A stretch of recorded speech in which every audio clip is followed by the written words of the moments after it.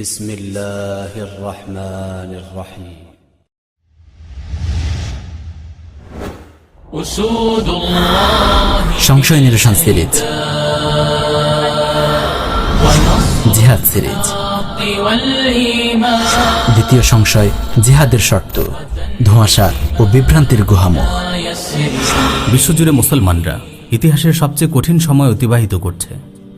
সম্মিলিত ক্রুসেডার বাহিনীর সামরিক, সাংস্কৃতিক ও বুদ্ধিবৃত্তিক হামলার মুখে ইসলামের প্রদীপ আজ নিভু নিভু। দিনের হেফাজতের একমাত্র হাতিয়ার জিহাদ হারিয়ে মুসলমানরা আজ বড়ই অসহায়। এহেন নাজুক পরিস্থিতিতে একথা অস্বীকার করার উপায় নেই যে মুসলমানদের ঘুরে দাঁড়ানোর একমাত্র উপায় জিহাদ ফি সাবিলিল্লাহ। কিন্তু পরম দুঃখের বিষয় হলো, যখনই আল্লাহর একদল বান্দা জিহাদের ঝান্ডা উঁচু করতে চেয়েছে, এক শ্রেণীর পথহারা বিভ্রান্ত আলেম তাদের পথে বাধা হয়ে দাঁড়িয়েছে। জিহাদের স্বচ্ছ বিধানকে তারা উম্মতের সামনে ঘোলাটে করে তুলেছে। জিহাদের প্রশ্ন উঠলেই বলা হচ্ছে শর্ত পাওয়া যায়নি, তাই জিহাদ করা হারাম। এমনকি কেউ ইরদাদ বা জিহাদের প্রস্তুতি ও সামর্থ্য অর্জনের প্রক্রিয়া শুরু করার কথা বললেও তাকে নানান কুটচালে থামিয়ে রাখার ব্যর্থ চেষ্টা করা হয়। অথচ সালাতের শর্ত পাওয়া যায়নি বলে তারা কেউ সালাত থেকে বিরত থাকার কথা বলে না, বরং শর্তগুলো পূর্ণ করে তাড়াতাড়ি নামাজ আদায় করতে বলে। অজু না থাকলে অজু করে নিতে বলে, কাপড় নাপাক থাকলে পাক কাপড় সংগ্রহ করতে বলে। জিহাদ ইসলামের অন্যতম একটি ফরজ বিধান। এর অস্বীকারীরা যেমন কাফির, তেমনি এতে মুজতাহিদ ফকিহদের নীতি বহির্ভূত কোনো তাবিলকারীও কাফির।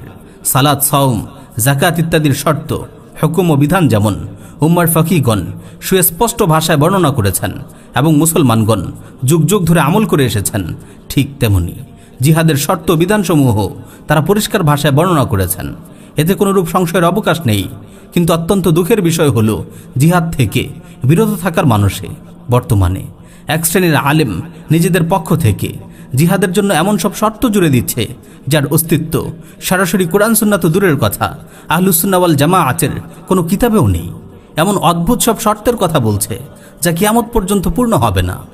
ইরদাদ ও জিহাদের প্রক্রিয়াকে রুদ্ধ করতে উম্মার ফকিহগণকে পাশ কাটিয়ে তারা ইচ্ছে মতো শর্ত তৈরি করছে আর উম্মতের মাঝে বিভ্রান্তি ছড়াচ্ছে। ইংরেজ বিরোধী জিহাদকে থামিয়ে দেওয়ার লক্ষ্যে উপমহাদেশে সর্বপ্রথম এই ধরনের বাতিল শর্তের আবিষ্কার করে কাদিয়ানীরা। পরবর্তীকালে কোনো হকপন্থী আলেমও নিজের অজান্তেই ফেসে যান কাদিয়ানীদের এই চক্রান্তে। আজ আমরা আলোচনা করব জিহাদের শর্ত নিয়ে। কোরআন সুন্নাহ মন্থন করে উম্মার ফকিহগণ জিহাদের কি কি শর্তের কথা উল্লেখ করেছেন তার উপর সংক্ষেপে আলোকপাত করার প্রয়াস পাব। ফিকহের নির্ভরযোগ্য কিতাবাদিতে যতগুলো শর্তের কথা এসেছে, সামান্য পর্যালোচনা সহ সবগুলো শর্ত আমাদের আলোচনায় থাকবে। জিহাদের শর্তসমূহ। ১. মুসলমান হওয়া। উম্মার ফকিহগণ এ ব্যাপারে একমত যে জিহাদ ফরজ হওয়ার জন্য তাকে অবশ্যই মুসলমান হতে হবে। কাফিরের জন্য জিহাদ নেই। ইমাম তাকে মুসলিম বাহিনীর সঙ্গে অভিযানে যাওয়ার অনুমতি দেবেন না, কেননা জিহাদে কাফিরের অংশগ্রহণে লাভের চেয়ে ক্ষতির আশঙ্কায় প্রবল। উম্মুল মুমিনিন হযরত আয়েশা রাদিয়াল্লাহু তাআলা আনহা থেকে বর্ণিত একটি হাদিসে এসেছে, রাসূল সাল্লাল্লাহু আলাইহি ওয়াসাল্লাম যখন বদর যুদ্ধের উদ্দেশ্যে বের হন, তখন এক মুশরিক মুসলমানদের পক্ষে অস্ত্র ধরার আগ্রহ প্রকাশ করে। তার বীরত্ব সত্যিমত্তার দিকে তাকিয়ে সাহাবারাও খুশি হন। রাসূল সাল্লাল্লাহু আলাইহি ওয়াসাল্লাম তাকে জিজ্ঞেস করেন, তুমিনু বিল্লাহি ওয়া রাসূলিহি, তুমি কি আল্লাহ ও তার রাসূলের উপর ঈমান রাখো? সে বলে না। রাসূল সাল্লাল্লাহু আলাইহি ওয়াসাল্লাম বলেন, ফারজি' ফালান আস্তাঈনা বিমুশরিকিন, তবে ফিরে যাও, আমি কখনো কোনো মুশরিকের সাহায্য গ্রহণ করব না। সহিহ মুসলিম 1817 নম্বর হাদিস। ২. হুশজ্ঞান ঠিক থাকা। পাগল কখনো মুকাল্লাফ বা শরঈ বিধান পালনে আদিষ্ট নয়, তাই তার জন্য জিহাদ নেই। হযরত আলী রাদিয়াল্লাহু তাআলা আনহু থেকে বর্ণিত, রাসূল সাল্লাল্লাহু আলাইহি ওয়াসাল্লাম বলেন, রুফিআল কলামু আন সালাসাতিন, আনিন নাইমি হাত্তা ইয়াস্তাইকিযা, আনিস সাবিয়্যি হাত্তা ইয়াহতালিমা, ওয়া আনিল মাজনুনি হাত্তা ইয়াকিলা। ৩ ধরনের লোকের উপর থেকে কলম তুলে নেওয়া হয়েছে। ১. ঘুমন্ত ব্যক্তি, যতক্ষণ না সে জাগ্রত হয়। ২. নাবালক, যতক্ষণ না সে সাবালক হয়। ৩. পাগল, যতক্ষণ না তার হুশজ্ঞান ফিরে আসে। আবু দাউদ 4403 নম্বর হাদিস। ৩. সাবালক হওয়া। নাবালক শিশুর উপরও জিহাদ ফরজ নয়, কারণ সে মুকাল্লাফ নয়, তার শরীর যুদ্ধের উপযোগীও নয়। সাবালক হওয়া পর্যন্ত তার উপর শরিয়তের হুকুম আহকাম পালনের দায়িত্ব আসে না।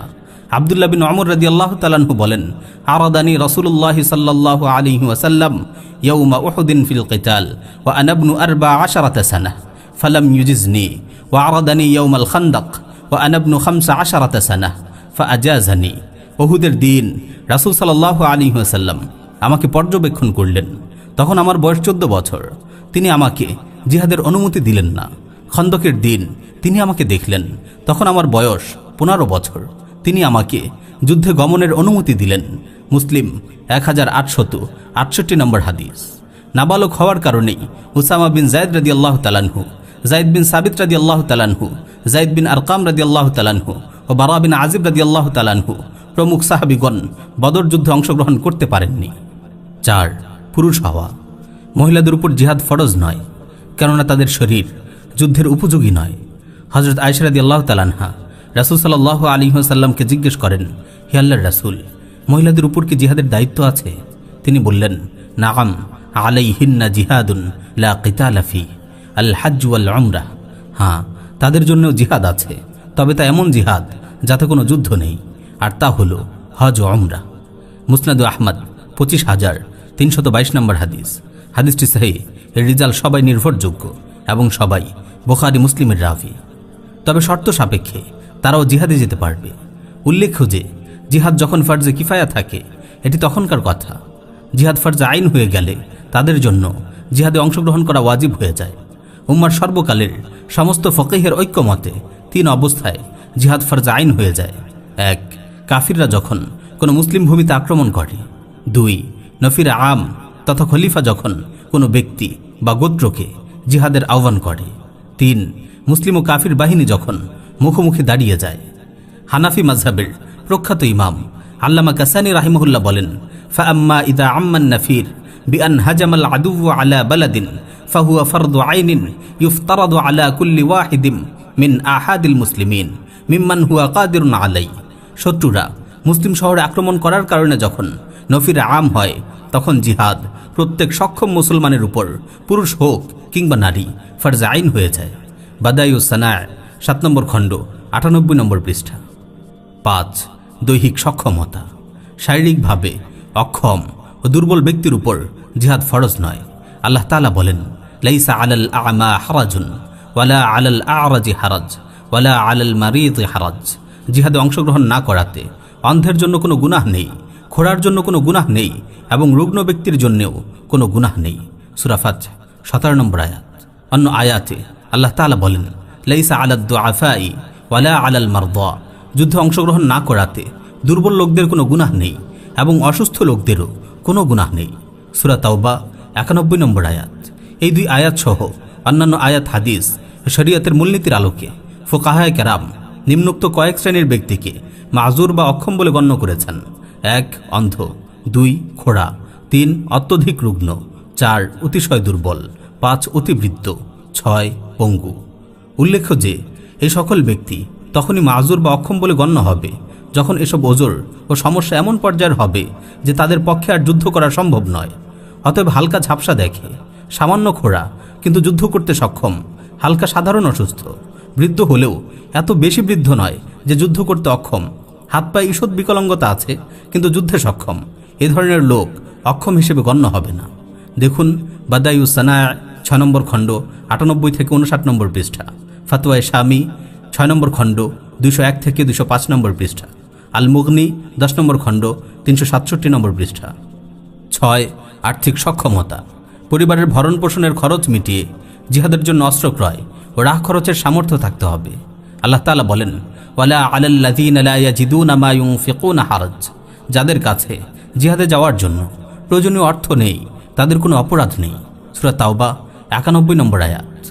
যুদ্ধ যদি আপন শহরের নিকটে হয় তবে জিহাদ ফরজ হবে, কারণ এক্ষেত্রে রাহ খরচের প্রয়োজন হচ্ছে না। আর যদি যুদ্ধক্ষেত্র এত দূরে হয় যে তার যাওয়ার খরচ নেই এবং সেখানে পৌঁছার কোনো উপায়ও নেই, তখন তার জিহাদে অংশগ্রহণ করা ফরজ হবে না। আল্লাহ তাআলা বলেন, ওয়ালা আলাল্লাযীনা ইযা মা আতাউকা লিতাহমিলাহুম কুলতা লা আজিদু মা আহমিলুকুম আলাইহি তাওয়াল্লাউ ওয়া আ'য়ুনুহুম তাফীযু মিনাদ দাম'i হাযানান আল্লা ইয়াজিদু মা ইউনফিকুন।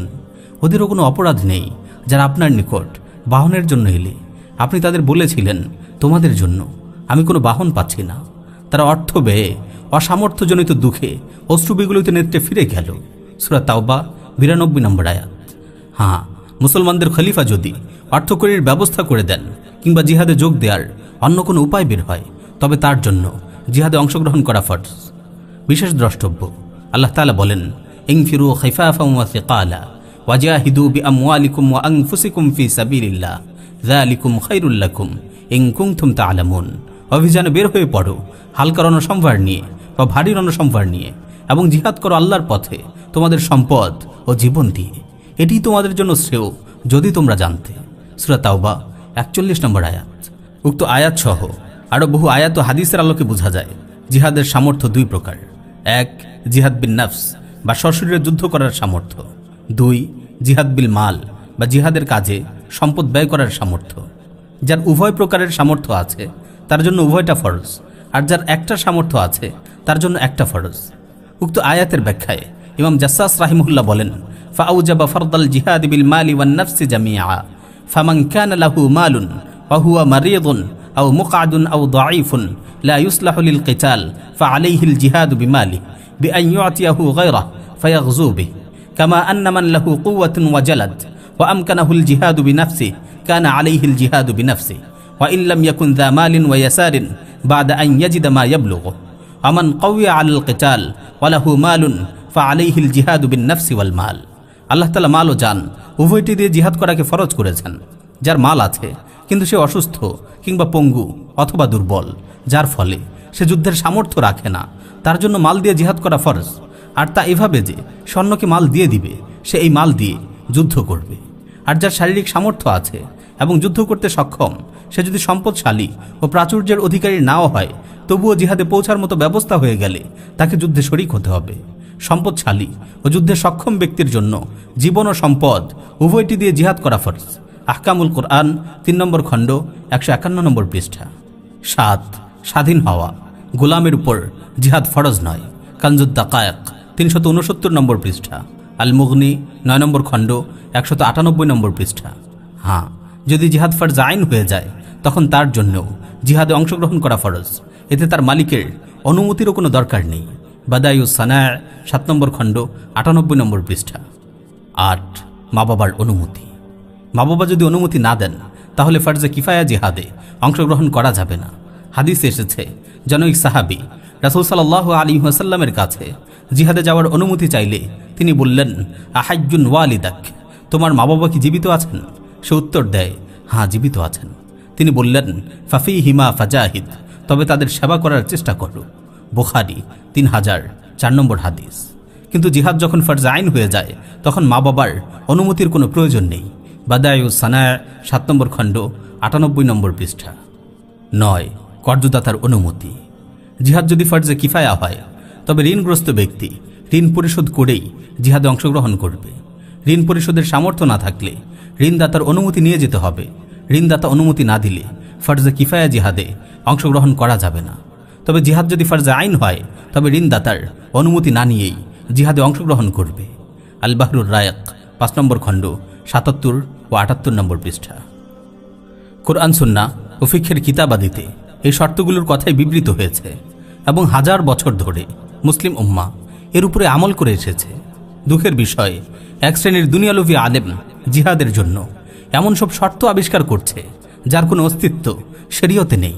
হকের ধ্বজাধারী কতিপয় দারুল ইফতা থেকেও প্রকাশিত কিছু ফতোয়ায় দেখা যাচ্ছে আজগুবি সব শর্তের ছড়াছড়ি। শর্তগুলো এমনভাবে জুড়ে দেওয়া হচ্ছে, ভাবলে মনে হয় কিয়ামত পর্যন্ত যেন জিহাদ কোনোভাবেই ফরজ হতে না পারে। তার জন্যেই তাদের এই প্রচেষ্টা। জিহাদে তলব ও জিহাদুদ্দাফের শর্তগুলোকে পরস্পর গুলিয়ে তারা দিনের এই মহান বিধানকে ধোঁয়াশাচ্ছন্ন করার চেষ্টা করছে। আজ পৃথিবীর কোথাও জিহাদে তলব বা আক্রমণাত্মক জিহাদ নেই। সব জায়গায় জিহাদুদ্দাফা বা প্রতিরোধমূলক জিহাদ চলছে।